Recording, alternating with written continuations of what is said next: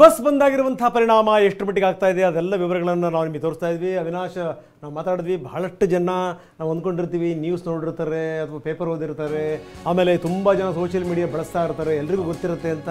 ಇಲ್ಲ, ಹಂಗಾಗಲ್ಲ. ಕೆಲವರು ನೋಡಿ ಗೊತ್ತಿರಲ್ಲ, ಹೆರಿಗೆ ಆದಮೇಲೆ ಮೊದಲ ಸಲ ಆಕೆ ಗಂಡನ ಮನೆಗೆ ವಾಪಸ್ ಬರ್ತಾ ಇದ್ಲು ಮಗುನ ಎತ್ಕೊಂಡು. ಆದರೆ ಆಮೇಲೆ ಗೊತ್ತಾಯಿತು ಆಕೆಗೆ ಬಸ್ ಇಲ್ಲ ಅಂತ. ಈಗ ಆಕೆ ಪರದಾಡ್ತಾ ಇದ್ದಾರೆ. ಆಕೆ ಕಷ್ಟ ಕೇಳೋರು ಯಾರು? ಅದಕ್ಕೆ ನಂದೊಂದು ಮನವಿ ಇದೆ. ಈ ಊರುಗಳಲ್ಲಿ ಹೃದಯವಂತರು ತುಂಬ ಜನ ಇರ್ತೀರಿ. ದಯವಿಟ್ಟು ಯಾರಾದರೂ ಇಂಥ ಸುದ್ದಿ ನೋಡುವಂಥವ್ರು ಹತ್ತಿರದಲ್ಲಿ ಯಾರಾದರೂ ಇದ್ದರೆ ದಯವಿಟ್ಟು ಈ ರೀತಿ ಕಷ್ಟದಲ್ಲಿರುವಂಥವ್ರನ್ನ ಅಥವಾ ಆಸ್ಪತ್ರೆ ಸೇರುವಂಥವ್ರನ್ನ ಅಂಥವ್ರನ್ನ ಒಂದಿಷ್ಟು ಮುಟ್ಟಿಸುವಂಥ ಪ್ರಯತ್ನ ಮಾಡಿ. ಅದಕ್ಕಿಂತ ದೊಡ್ಡ ಪುಣ್ಯದ ಕೆಲಸ ಇನ್ನೊಂದಿಲ್ಲ. ಮೊದಲ ದಿನವೇ ಇಷ್ಟೊಂದು ಎಫೆಕ್ಟ್ ಆಗ್ತಾ ಇದೆ ಅಂದರೆ ಅರ್ಥ ಮಾಡ್ಕೊಳ್ಳಿ ನೀವು. ಮೊದಲ ದಿನ ಸರ್ಕಾರದ ಶಕ್ತಿ ಯೋಜನೆಯನ್ನು ಬಹಳ ಯಶಸ್ವಿಯಾಗಿ ಕಾರ್ಯರೂಪಕ್ಕೆ ತಂದಿರುವಂಥವ್ರು ಅಂತಂದರೆ ಇದೇ ಸಾರಿಗೆ ನೌಕರರು. ಆದರೆ ಈಗ ತಮ್ಮ ಬೇಡಿಕೆ ಈಡೇರಬೇಕು ಅನ್ನುವಂಥ ಕಾರಣಕ್ಕೋಸ್ಕರ ಅವ್ರು ಪ್ರತಿಭಟನೆ ಮಾಡ್ತಾ ಇದ್ದಾರೆ. ಒಂದೇ ದಿನ, ಇನ್ನು ಮೊದಲ ದಿನ ಅದರ ಮೊದಲಾರ್ಧ ಆವಾಗಲೇ ಇಷ್ಟು ಕಷ್ಟಗಳಾಗ್ತಾಯಿವೆ. ಬನ್ನಿ, ನಮ್ಮ ಪ್ರತಿನಿಧಿ ಬಸವರಾಜ್ ಈ ಬಾಣಂತಿ ಜೊತೆಗೆ ಮಾತಾಡುವಂಥ ಪ್ರಯತ್ನ ಮಾಡಿದ್ದಾರೆ. ಏನು ಹೇಳ್ತಾರೆ ನೋಡೋಣ. ಇಂದು ಸಾರಿಗೆ ಇಲಾಖೆ ಸಿಬ್ಬಂದಿಯ ಮುಷ್ಕರ ಹಿನ್ನೆಲೆಯಲ್ಲಿ ಸಾಕಷ್ಟು ಜನ ಚಿತ್ರದುರ್ಗದಲ್ಲೂ ಸಹ ಪ್ರಯಾಣಿಕರು ಪರದಾಡ್ತಾ ಇದ್ದಾರೆ. ಚಿತ್ರದುರ್ಗದ ಬಸ್ ನಿಲ್ದಾಣದಲ್ಲಿ ಬಂದಿರತಕ್ಕಂಥ ಓರ್ವ ಬಾಣತಿ ಸಹ ಪರದಾಡ್ತಕ್ಕಂಥ ಪರಿಸ್ಥಿತಿಯನ್ನು ನಾವು ಕಂಡಿರ್ತಕ್ಕಂಥದ್ದು. ನಮ್ಮ ಜೊತೆಗೆ ಈಗ ಈ ಒಂದು ಚಿತ್ರದುರ್ಗದ ಬಸ್ ನಿಲ್ದಾಣದಲ್ಲಿ ಇರ್ತಕ್ಕಂಥ ಬಾಣತಿ ಮತ್ತು ಅವರ ಸಂಬಂಧಿಕರು ಕೂಡ ಇದ್ದಾರೆ. ಅವ್ರು ಏನು ಹೇಳ್ತಾರೆ ಕೇಳೋಣ ಬನ್ನಿ. ಅಮ್ಮ, ಈಗ ನೀವು ಎಷ್ಟೊತ್ತಾಯಿತು ಈ ಬಸ್ ನಿಲ್ದಾಣಕ್ಕೆ ಬಂದು? ಎಷ್ಟೊತ್ತಿಂದ ಕಾಯ್ತಾ ಇದ್ದೀರಿ? ಎಲ್ಲಿಗೆ ಹೋಗಬೇಕಾಗಿತ್ತು? ಸರ್, ನಾವು ಇದು ಜಗಳೂರು ಹತ್ರ ಹೊಸದುರ್ಗಕ್ಕೆ ಹೋಗಬೇಕು. ಬಸ್ಸಿಗೆ ಅಂತ ಬಂದ್ವಿ, ಬಸ್ ಇಲ್ಲ ಸರ್. ಇವಾಗ ಬೇಗ ಹೋಗ್ಬೇಕಿತ್ತು ಸರ್ ನಾವು. ಈಗ ಈ ಮಾಣೆತನ ಆದಮೇಲೆ ಫಸ್ಟ್ ಟೈಮ್ ನೀವು ಹೋಗ್ತಾ ಇದ್ದೀರಾ ಗಂಡನ ಮನೆಗೆ? ಹಾಂ ಸರ್, ಇವಾಗ ಹೋಗ್ತಾ ಇದೀವಿ ಅಲ್ಲಿಗೆ ಫಸ್ಟ್ ಟೈಮು. ಹಾಂ, ಯಾರು ಕರ್ಕೊಂಡು ಹೋಗ್ಲಿಕ್ಕೆ ಬಂದಿದ್ದಾರೆ? ನಮ್ಮ ಅತ್ತೆ ಕರ್ಕೊಂಡು ಹೋಗಿ ಬಂದಿದ್ದಾರೆ. ಈಗ ಏನು ಮಾಡ್ತೀರಮ್ಮ? ಗೌರ್ಮೆಂಟ್ ಬಸ್ಗಳು ಇಲ್ಲ, ಇವತ್ತು ಮುಷ್ಕರ ಹೂಡಿದ್ದಾರೆ ಅವರು. ಸರ್, ಪ್ರೈವೇಟಿಗೆ ಹೋಗ್ಬೇಕು. ಬಸ್ ಇಲ್ಲ ಅಂದಮೇಲೆ ಮತ್ತಿನ್ನು ಅಲ್ಲಿಗೆ ಹೋಗ್ಬೇಕು ಸರ್. ಏನೂ ಮಾಡೋಕ್ಕಾಗಲ್ಲ. ಪ್ರೈವೇಟ್ ಬಸ್ಸಿಗೆ ಹೋಗ್ಬೇಕಂದ್ರೆ ದುಡ್ಡು ಕೊಟ್ಟು ಹೋಗ್ಬೇಕಾಗುತ್ತೆ. ಶಕ್ತಿ ಯೋಜನೆ ನಿಮಗೆ ಅಲೌಡ್ ಆಗೋದಿಲ್ಲ. ಏನು ಹೇಳ್ತೀರಿ ಇದ್ರ ಬಗ್ಗೆ?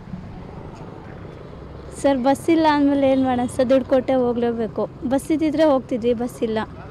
ಹಾಂ, ನೀವೇನು ಹೇಳ್ತೀರಮ್ಮ? ಬಹುದಿನಗಳ ಬಳಿಕ ಸೊಸೆ ಕರ್ಕೊಂಡು ಹೋಗ್ಲಿಕ್ಕೆ ಬಂದಿದ್ದೀರಿ ಊರಿಗೆ. ಇಂಥ ಸಂದರ್ಭದಲ್ಲಿ ಬಸ್ ಮುಷ್ಕರ ಆಗಿದೆ, ಏನು ಹೇಳ್ತೀರಿ? ಸರ್, ನಾವು ಬಸ್ಸಿಗೆ ಹೋಗ್ತಾ ಇದ್ದೀವಿ, ಟೈಮ್ ಆಕತ್ತೆ ನಮಗೆ. ಬಾತಿ ಕರ್ಕೊಂಬಂದಿದ್ದೀವಿ, ಬಸ್ ಇಲ್ಲ ನಮಗೆ, ಟೈಮ್ ಆಕತ್ತೆ. ಈಗ ಸರ್ಕಾರಿ ಬಸ್ಗಳಿಲ್ಲ, ಮುಷ್ಕರ ಹೂಡಿದ್ದಾರೆ. ಇಂಥ ಸಂದರ್ಭದಲ್ಲಿ ನೀವು ಖಾಸಗಿ ಬಸ್ಸಿಗೆ ಹೋಗಬೇಕಾಗುತ್ತೆ. ಏನು ಹೇಳ್ತೀರಿ ಇದ್ರ ಬಗ್ಗೆ? ಇದ್ರ ಬಗ್ಗೆ ಏನು ಹೇಳ್ತೀರಿ ಸರ್? ಬಸ್ಸು ಸಹಕಾರ ಇಲ್ಲ.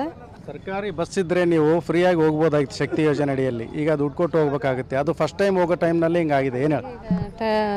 ಟೈಮ್ ಇಲ್ಲ, ಈಗ ಚಾರ್ಜ್ ಬೇರೆ ಇಲ್ಲ. ಗೌರ್ಮೆಂಟಿಗೆ ಹೋಗ್ತಾ ಇದ್ದೀವಿ, ಈಗ ಚಾರ್ಜ್ ಬೇರೆ ಇಲ್ಲ ನಮಗೆ. ಈಗ ಏನು ಮಾಡೋಕ್ಕಾಗಿದ್ದಾರೆ ನಾವು? ಈಗ ಸರ್ಕಲ್ ಬಸ್ಸಿಗೆ ಹೋಗ್ಬೇಕಾಗೈತೆ. ಅಲ್ಲ, ನೀವು ಬರಬೇಕಾದ್ರೆ ಫ್ರೀ ಬಸ್ ಇರುತ್ತೆ ಅಂತ ಬಂದಿರ್ತೀರಿ. ಚಾರ್ಜ್ ತಂದಿದ್ರಾ ಇಲ್ವಾ? ಫ್ರೀ ಬಸ್ಸಿಗೆ ಹೋಗ್ತಾ ಇದ್ದೀವಿ, ಬಂದು ಚಾರ್ಜ್ ತರ್ತಾ ಇಲ್ಲ ನಾವು. ಈಗ ಹೋಗಕ್ಕೆ ಸಮಸ್ಯೆ ಆಗೈತೆ ನಮಗೆ. ಈಗ ಪ್ರೈವೇಟ್ ಬಸ್ಸಿಗೆ ಹೋಗ್ಬೇಕಂದ್ರೆ ದುಡ್ಡು ಇದೆಯಾ ನಿಮ್ಮ ಹತ್ರ? ಇಲ್ಲ, ಈಗ ಪ್ರೈವೇಟ್ ಬಸ್ಸಿಗೆ ಹೋಗ್ಬೇಕಂದ್ರೆ ದುಡ್ಡು ಚಾರ್ಜ್ ಇಲ್ಲ ನಮ್ಮ ಹತ್ರ. ಏನು ಮಾಡ್ತೀರಾ ಮನೆ? ಈಗ ಏನು ಮಾಡೋಕ್ಕಿದ್ರೆ ನಮೀಗ ಈಗ ಸಮಸ್ಯೆ ಆಗೈತೆ ನಮಗೆ. ಈಗ ಹೇಳ್ರಿ ಮತ್ತೆ.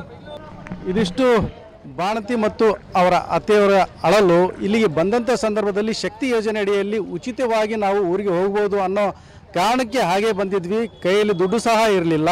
ಈಗ ವಾಪಸ್ ಖಾಸಗಿ ಬಸ್ಗೆ ಊರಿಗೆ ಸೊಸೆಯನ್ನು ಕರೆದುಕೊಂಡು ಹೋಗ್ಬೇಕಂದ್ರೆ ನಮ್ಮ ಬಳಿ ಹೋಗ್ಲಿಕ್ಕೂ ಕೂಡ ದುಡ್ಡಿಲ್ಲ ಅಂತಕ್ಕಂಥ ಅಳಲನ್ನು ಅತ್ತೆಯವರು ಹೇಳ್ತಾ ಇದ್ದಾರೆ.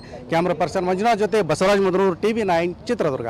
ಎಸ್, ಇದು ಸಂಗತಿ. ಮೊದಲ ದಿನದ ಪರಿಣಾಮ ಇದು. ಬಹುಶಃ ಏನು ಅಂದರೆ ಇದೇ ರೀತಿ ಮುಂದುವರೆದ್ರೆ ಏನಾಗುತ್ತೆ? ಅದಕ್ಕೆ ಮುಖ್ಯಮಂತ್ರಿಗಳು ಇದಕ್ಕೆ ಸಂಬಂಧಪಟ್ಟಂಗೆ ಯೋಚನೆ ಮಾಡಬೇಕು. ಮುಖ್ಯಮಂತ್ರಿಗಳು ಎಲ್ಲ ಸಮಸ್ಯೆಗಳನ್ನು ಬಗೆಹರಿಸ್ತಾರೆ. ಈಗ ಮೊನ್ನೆ ಟ್ಯಾಕ್ಸ್ ವಿಚಾರಕ್ಕೆ ಸಂಬಂಧಪಟ್ಟಂಗೆಲ್ಲ ಹಿಂಡು ಹೋದ್ರಪ್ಪ. ಆಯ್ತು ಬಿಡಿ, ಇಲ್ಲಿದ್ದಂಗೆ ಆಗಿರೋದನ್ನು ಕಟ್ಬಿಡಿ ಹೋಗಿ ಅಂತ ಹೇಳಿದ್ರು. ಅಂದರೆ ಈ CM ಏನು ಅಂದರೆ ಈ ತುಂಬ ಎಳೆಯಲ್ಲ ಅವ್ರು ಯಾವುದನ್ನು, ಅಲ್ಲಲ್ಲೇ ಅದನ್ನು ಬಗೆಹರಿಸಬೇಕು ಅಂತ ನಿರ್ಧಾರ ಮಾಡ್ತಾರೆ. ಅಟ್ಲೀಸ್ಟ್ ಇವ್ರ ವಿಚಾರಕ್ಕೆ ಸಂಬಂಧಪಟ್ಟಂಗೂ ಕೂಡ ಒಂದು ನಿರ್ಧಾರಕ್ಕೆ ಬರಬೇಕು. ಜೊತೆಗೆ ರಾಮಲಿಂಗಾರೆಡ್ಡಿ ಅವರು ಕೂಡ ಒಳ್ಳೆ ಮಂತ್ರಿ. ಹೀಗಾಗಿ ಏನಂದರೆ ಅವ್ರಿಗೆ ಈ ಸಮಸ್ಯೆಗಳು ಅರ್ಥ ಆಗಬೇಕು.